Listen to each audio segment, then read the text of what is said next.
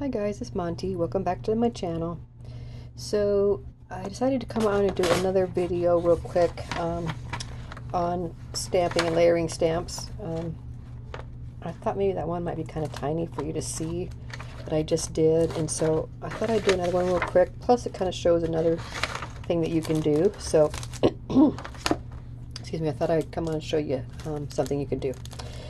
Another quick tutorial. Okay, so again, I'm going to be using these Coco and Reno stamp sets that I have. This is a background die, or background stamp. Okay, so I'm thinking I want to have these little cute little bows in the background, and I think I want to stamp them pink. But I want a saying in the front, like say in the middle. Maybe I'm going to make a card front or something like that. And I want to use the word lovely. Okay, and I want that to be in black so that it stands out for, say, if it's the card I'm making. Okay, so say I want to do the background stamp, and I think I want to do it in pink. So I'm using my Misty here as a stamp positioner. So it's the mini Misty. I have my paper in here on my grid. I have my stamp over here on my lid, and I'm going to ink it up. So I'm just going to press down on this whole stamp. I'm using some Stampin' Up! Ink here. I was never into Stampin' Up!, but I have some Stampin' Up! Inks. I bought somebody's whole collection when they were getting rid of them, so I have a bunch of colors of that. So I'm using a pink ink from Stampin' Up! Okay, so I'm going to put this down. I'm going to close my lid, and I'm going to press down all over. And especially, I mean, it's a good idea to use a stamp positioner for anytime you stamp, just in case you make a mistake. You can go back over and it's not going to move. Okay, that's what's nice about these. So there's my pink bows all over the background, but I want that word lovely on here too, so I want to stamp that in ink. So I got my stamp here, and I want that stamped in black, and so I'm going to take it and I'm going to put it right here in the middle and stamp it.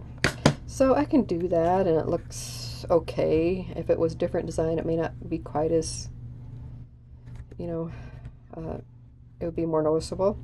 But so I don't have colors overlapping and designs overlapping, I can do the same thing I just showed you in the other video.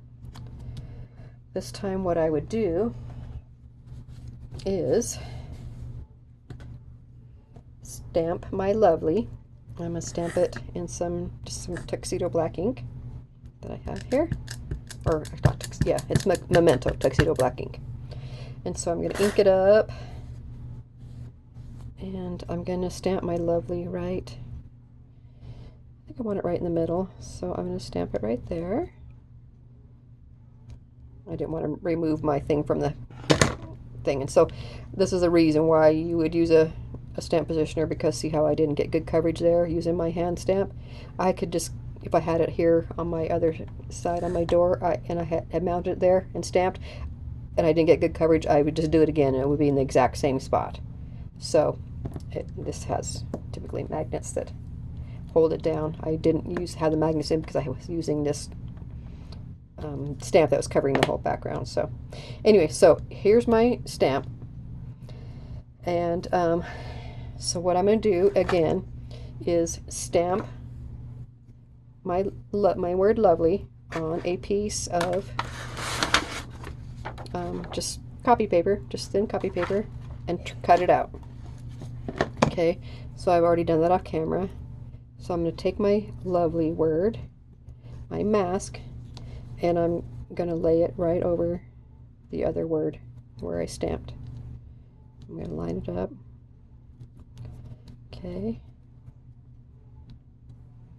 Now I'm going to take my pink ink again, and I'm going to stamp up these bows again over here on my background stamp.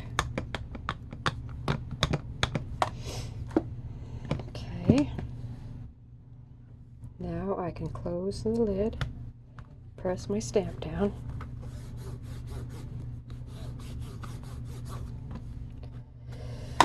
Open it up. Now see, right here again, I didn't get coverage, so I could just close that back up and do it again and have it in the same spot. I take my mask off. Then there's my bows, all not mixed up in different, two different colors of inks, running into the different lines and stuff. So I thought this would show you another way of using stamps, so you could have like a single stamp, like a word stamp, layered up with a background stamp. So anyway, that gives you another idea. It shows you different colors, and then it's just a bigger design, so you could see it easier. I thought that was a little bit harder to see once I actually looked at it again, and thought, oh, they might not have seen that good, so I thought I would just do it again real quick. So that's how you do that. So again, the item that I wanted in the front is the item that I make a mask for and cover up. And you could do a bunch of these. Say I wanted the lovely, and I wanted the stamp, and then I wanted something else, say over the top. I could make another mask of whatever it is I wanted to stamp, and so that I could layer it up too, and it would layer on top. And you can just keep doing that. Sometimes you can have 3 or 4, 5 different masks on one design that you're making. A lot of people who do like the scenes with, the cute little animals and doing different things, and it'll have like a little background going and stuff. They make cards like that. They will have a bunch of different masks going. And one thing I forgot to tell you about last time too is once you do your mask, like for a stamp, I save it. I put it in the stamp set with it and save it, so that if I decide to do that again, I don't have to cut it out again. And you can just use these over and over and over. They'll get different colors and get all, they'll last for quite a while of stamping over them, over the top of them quite a few times. So if you stamp it, if you cut a stamp out once, save it in the package with a stamp so it's already done for you. You don't have to do it again. So anyway, hope this gave you more idea, a better, so you could see it better, because the other item was so small, and just give you another way to like layer a background stamp and then like a word stamp. And look how cute. So this could be a cute card front. I would, now for a card front or something, I would take this and trim it up, because I don't have it up on the edges and stuff, so I would trim it down so I'd have a nice card front or card base, or not a base, but just, yeah, card front to layer on top. But I want it all trimmed up so I didn't have those edges. I could have embossed those bows. That would be real pretty. Could have embossed the saying. I could, like I say, I could put more things on there if I wanted to.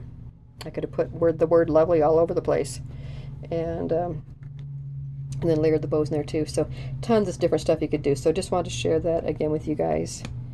So hopefully it wasn't too repetitive and boring or whatever. So anyway, hope it helped, and hope it gave you guys some more ideas. Thanks for watching, and I'll see you next time. Bye guys.